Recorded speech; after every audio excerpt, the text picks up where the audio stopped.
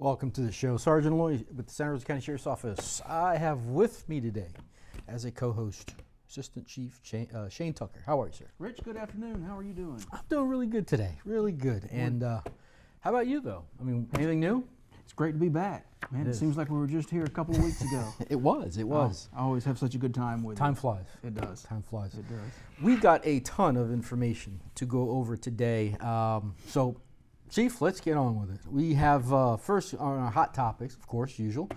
We have a promotion. Want to congratulate Lieutenant Roman Jackson to Captain Roman Jackson, and he's now assigned to Special Operations. Personally, I couldn't be more excited about this promotion. Captain Jackson is just one of those superstar cops who's done so well everywhere we've put him. Patrol, K-9, Special Operations, and I'm just really excited to see what he's going to do for the Sheriff's Office. So congratulations, Captain Jackson. Yes, absolutely. I do like the ring to that, though, Captain Jackson. Captain Jackson. That's pretty Captain cool. Action Jackson. Right? Congratulations. Next up, we're going to discuss a topic that has recently come up, and we generally get a question or two about this on our Facebook page, and I'm going to leave this to the Chief. It is about wearing of masks by Sheriff's Office personnel. It's a good time to talk about that. You know, with Corona right now, we're actually starting to see some rise in the numbers, so people are naturally a little bit concerned about these things. And just yesterday, we had some questions come up about why some of our deputies weren't wearing a mask, and just to kind of put out there what our policy is. There's a lot of discretion on the part of a deputy about when to wear a mask and when not to. So we can't really give a list of, if A then B every time a mask is going to be worn. All our deputies are provided masks, they're provided PPE and hand sanitizer, and when the situation professionally calls for it, then they'll put on that mask. But there's sometimes, when you're interacting with people or you're doing things and the mission just won't let you wear a mask, or it's just not quite as safe. So there's a lot of deputy discretion there, but whenever we get calls from people, that's why we ask them questions. We ask them the COVID questions to find out if there's any elevated risk outside of the ordinary risk. Good point, Chief. And the other thing I wanted to mention is personal protection is something that we train with all the time, and for years, even before COVID. And we're all trained in when to use it, when not to use it. Like you said, there's times that dictate, hey, I gotta put my hands on it. Hold on, put a mask on first. That right. Sometimes does not work. But yes, thank you, Chief, for the explanation on that. Next up, we had a visit to our office, Miss Jo Morgan. This is really cool.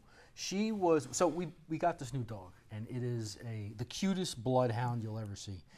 And we did a promotional on our Facebook page, and we wanted our citizens to name our dog. So I think there were close to 6,500 people that responded to that. I think that's so cool that the citizens get a chance to participate in this K-9 program by naming our dogs. And this isn't the first dog that we've had citizens name. Yep, so I think that's really neat. We had the other two, Copper and Zinc. And this is Nez. Nez, and I also learned this is French for nose, which is how they do their work. How appropriate. So congratulations to Jo Morgan. She was the winner. We have a photo of her with the dog and a photo of her with the sheriff. And I want to say thank you. And she also got a little gift to leave the office with, which was pretty How cool. neat. Yeah. So, Chief, I get a lot of questions like this on social media. What programs do we have at the Sheriff's Office? What programs? Oh, wow, that's a deep subject. We have a whole bunch of programs.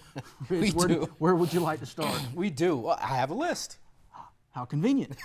So, if you go on our website, santarosasheriff.org, you will see this. If you just hover over the Programs tab, we have all these different programs for you. We have, for example, Stranger Danger, which it's an intro for parents that may not know how to break that barrier of beginning a conversation. And that's what that does, is it gives parents like a little bit of a script of how to have that discussion with their child about stranger danger. We also have the Neighborhood Watch program. I'm not even going to touch that one right now because we have a guest later that's going to talk about that. Okay. We don't want to steal her thunder. No. The Ride Along program. Chief, you know about the Ride Along program. I do. And under ordinary circumstances, this is an opportunity for citizens to come and see firsthand exactly what goes out there on the streets with the deputies. As of right now, because of the coronavirus, we've temporarily put that kind of on the back burner. So right now it's not a good time to come and ride. But once we get through all this coronavirus stuff, we'd certainly love to have our citizens come out and join us on the road. Absolutely. You know what? It's a great way if you want to work at the sheriff's office or even think about being a deputy, or if you have any questions about being a deputy or want to know how we operate, that's the best place to do it. Or if you just want to see what we do. Mm-hmm. Teen Driver Program. That's starting back up in January again because of the COVID issue. But Teen Driver Program is a program where it's not driver education, it's more of a little bit more advanced. You get to learn driving techniques, you get to drive a police car that has these special slick tires on it, and you get to do some really cool maneuvers, and you learn some things, which is fabulous. And that's coming back in January. We have the Citizens Firearm Safety class. That is still ongoing now, so if you're interested in joining up on that, just go on the website. You could sign up on there, and those classes do fill up fast, and that's also a prerequisite for your concealed firearms license. Crime information, we have that on there as well. You can click on there. There's a little map. You can kind of zoom around and see, where you live, what the crime is, what's happening, get statistics and information. And the good thing about that, Chief, is our crime analysis is working on a new program that is going to be implemented on our website soon. So that's something to look forward to. Look forward to seeing that. Absolutely. HR 218. That is for retired law enforcement officers that want to keep their credentials for firearms, and they come out twice a year. So if you're a law enforcement officer, you've retired, it doesn't matter where you're from, you could still come down, and it's held in October and January, so it's twice per year. You could sign up on there, and then you can keep your credentials. The Crime Stopper program, fabulous program, love it. What could you do with $3,000 if you submit a tip and the person gets arrested? I know what I would do with that money. What would you do, Rich? I would get some fishing equipment right now because it's the end of the season and prices have dropped. Chief, Victim Services. Victim Services is something that we utilize through our investigative component.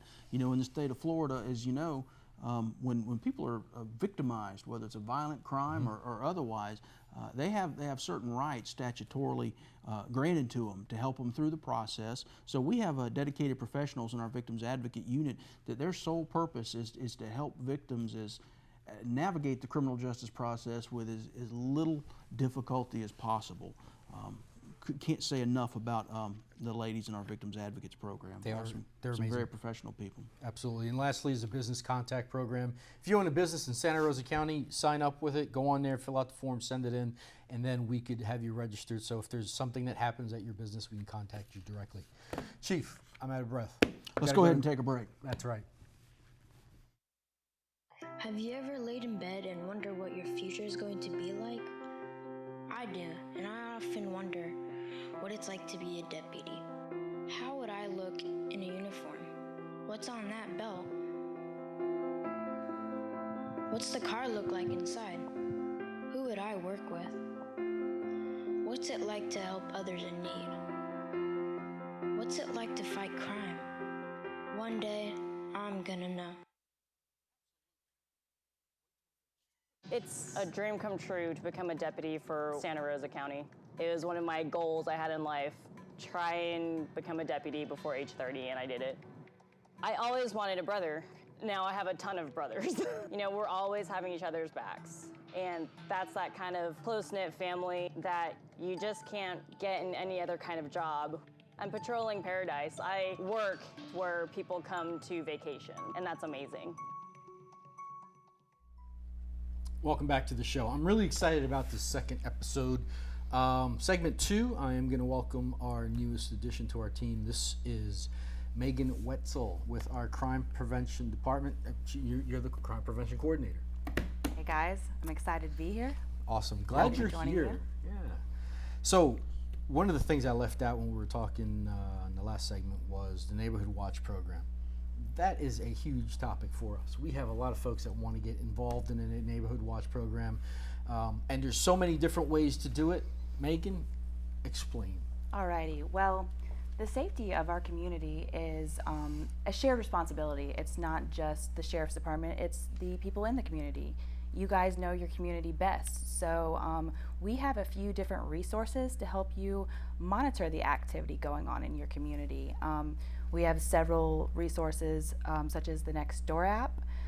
These are applications that are going to help you get information in real time. Instead of waiting until you can all attend a meeting, you're going to get that information instantly to your phone. There's several benefits to using some of our virtual apps that we have.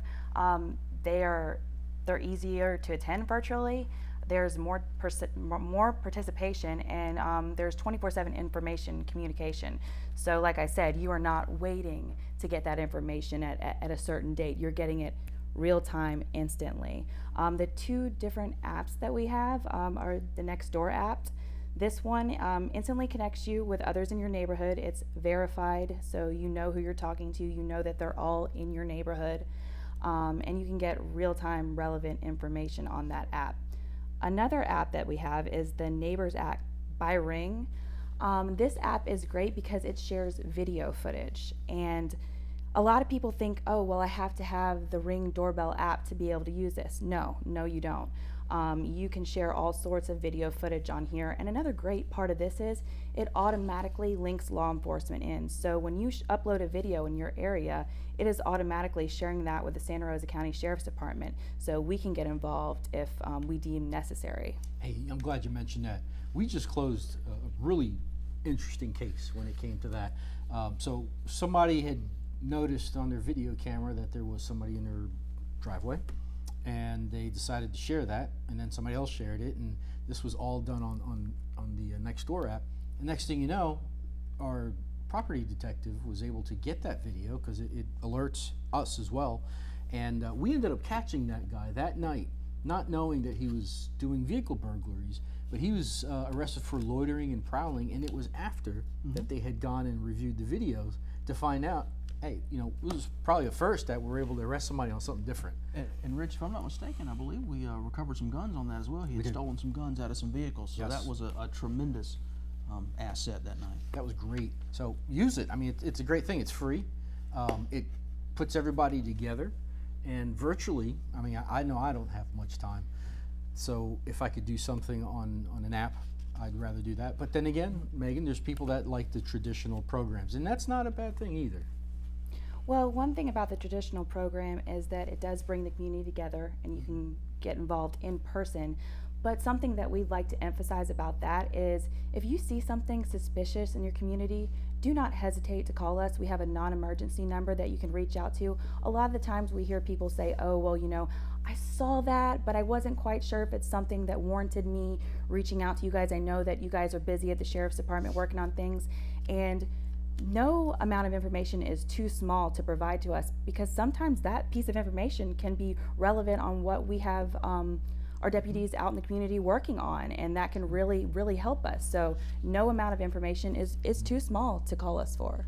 That's certainly very important. We've had, there was one case I remember where we had a guy that he burglarized a house. He goes over to the next neighborhood. A neighbor saw somebody that just didn't belong, and that person knew that neighborhood very closely because they live there all the time. And then they said, I'm calling the cops. They did.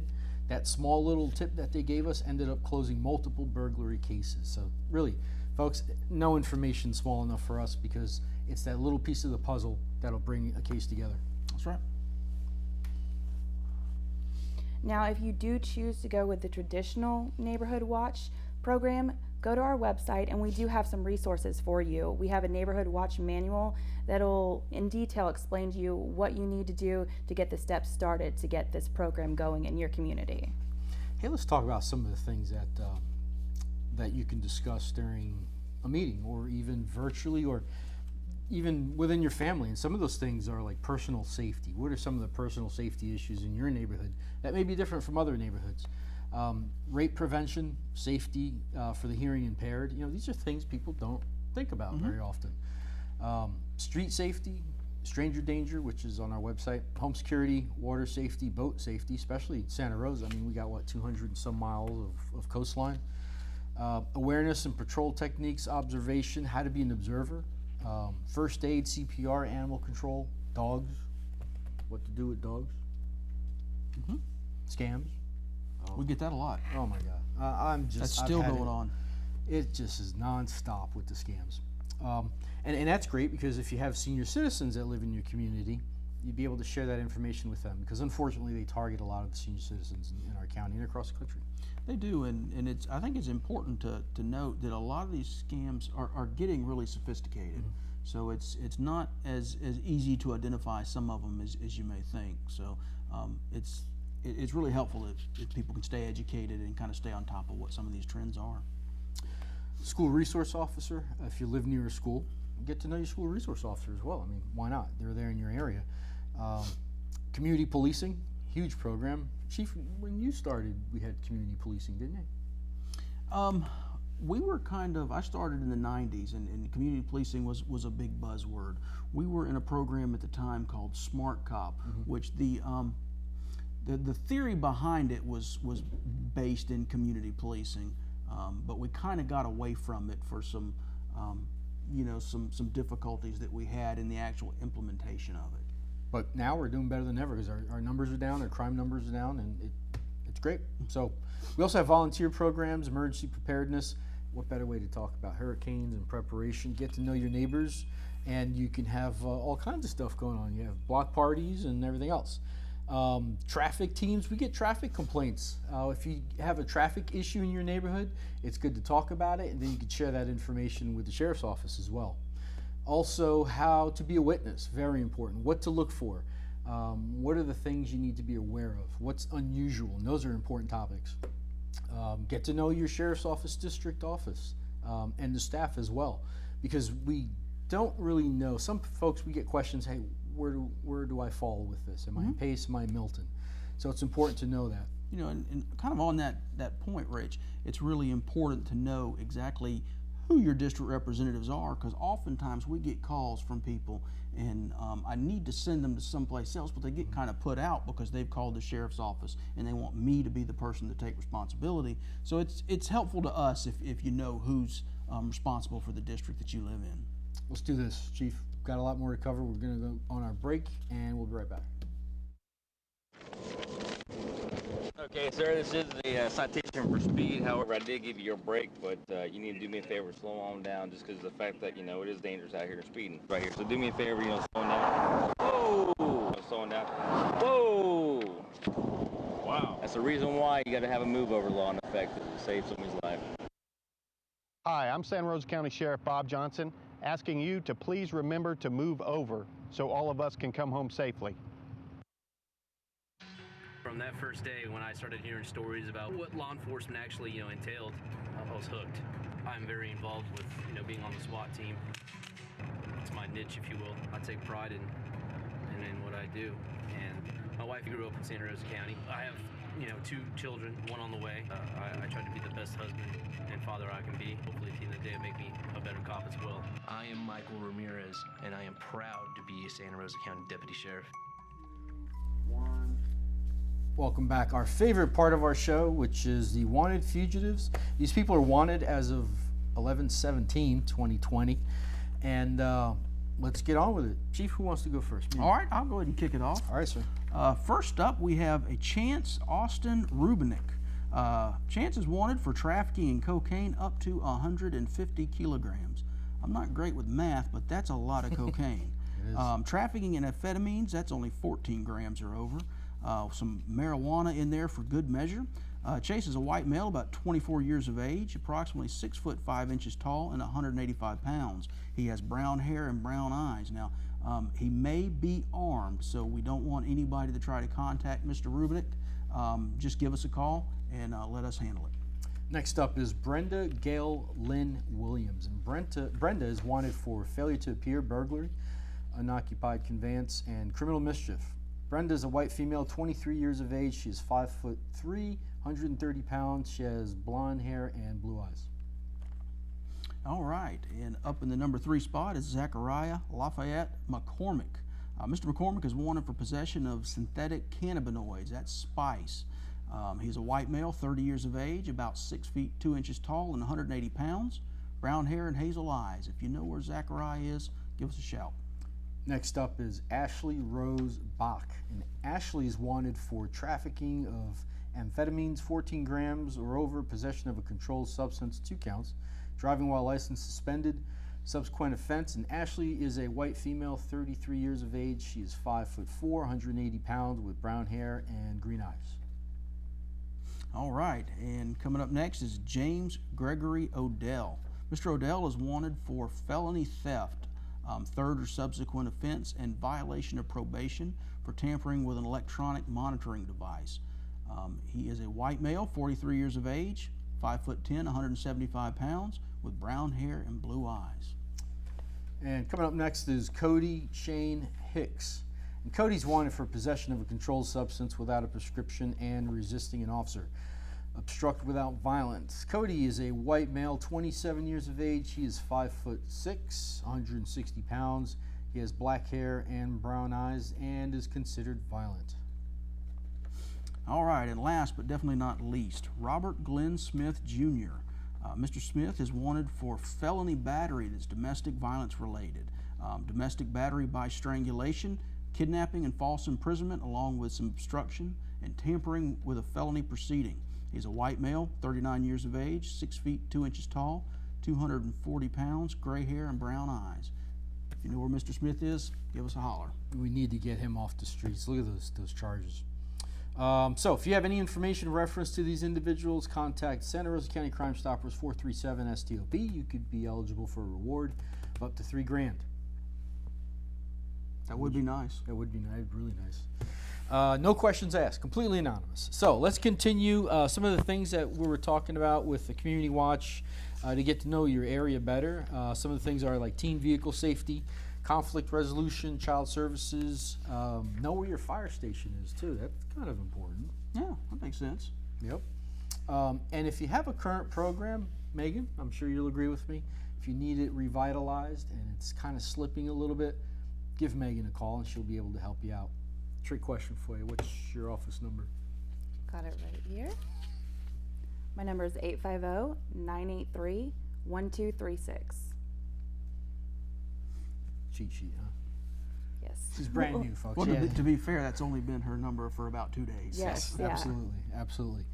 So, Megan, talk to us about suspicious activity. Okay, so if you're out in your neighborhood or you're walking to and from your front door and you see some things that kind of raise a concern, some of those things you're looking for would be, a stranger walking to and from that you don't typically recognize with a little bit of suspicious activity. Someone peering into vehicles, walking around and just kind of glancing into vehicles. A high volume of traffic going in and out of a particular house at all hours of the day or at odd hours of the day. Someone hanging around school parks or secluded areas that just something inside you says that doesn't add up. You can look for broken doors or windows of homes. Definitely someone tampering with electrical equipment, gas or sewer systems. All of these are things that if you see it and your gut instinct says something's not right there, give us a call. No matter what it is, at least we can document it and have one of our deputies get out there and check into it. Better safe than sorry. Really, it's about all that I can think of. I mean, anything that makes you say, hey, this isn't right, I'm going to take a second glance, then give us a call. You said something that really strikes a chord is if it just doesn't seem right. That gut feeling is generally correct, even with us as cops. It sure is. I've learned over 20 some odd years to kind of trust that instinct. If something doesn't seem right, generally there's a reason that it doesn't. And to people that would hesitate to call because, well, I'm just not sure, let me encourage you to go ahead and call. It's better that you notify us and it turns out to be nothing than you let it go and it turns out to have been something that could have prevented a serious crime or even an injury or a death. So if you have any doubt whatsoever, give us a call and let us see what we can do.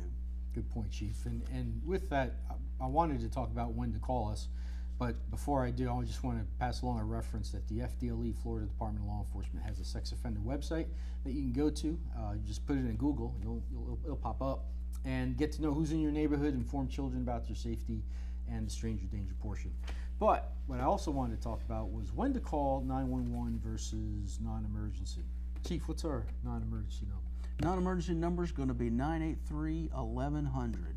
That's our operator, and they can get you to anywhere that we need to get you to. And we also have 983-1190, which goes straight into our dispatch center in the event that you need to get in there. So 911 is for in-progress emergencies. For example, a medical emergency. You know, someone's having a medical problem, some kind of situation, a robbery, a fight, an accident with injuries, a fire, anything that is in progress happening where life, property are in danger. That is when you need to call 911. Non-emergencies would be general questions. You know, where's my district office or something like that. Those are the things you don't want to use 911 for. Jail questions, case information, if you need to speak to a specific deputy. I'm going to share with you just, you know, real quick before we wrap up. I went to 911, our folks, and I said, what are some of the calls you get? You know, some people call 911, this is real, asked for a date. And then we had another one that said, I need someone to come help me pet my cats because I have a lot of different cats and I don't have enough people. We have the extended warranty folks calling our dispatch, and one person even wanted to order a pizza. So we just want to remind everyone, 911 is for emergencies, it is not for ordering a pizza. It is because it rings differently in our dispatch center, and we are required to answer that over any other call. So you may be putting someone else's life in jeopardy. So folks, thank you for joining us today. Chief, appreciate you. It is always great to be here again. Megan, Thank you for having me. welcome. Thank you. And Happy to be here. we will see you on our next show. You guys take care.